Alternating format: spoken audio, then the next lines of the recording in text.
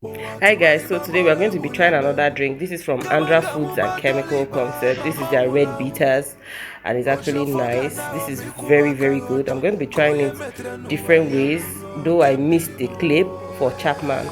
So right now you can take it neat, just in a cup without ice or anything, and just take it straight. You can also take it with ice, on rocks. Yeah, that's it, that's what they call it, on rocks. So just fill it up. As well, you can use Fanta to dilute it if you don't have a strong head as well.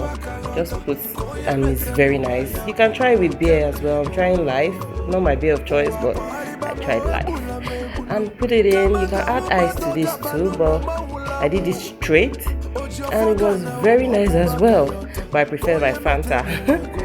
So this is it, the bitters beer Fanta. I also made it to Chapman, put in cucumber slices and lemon. Bye.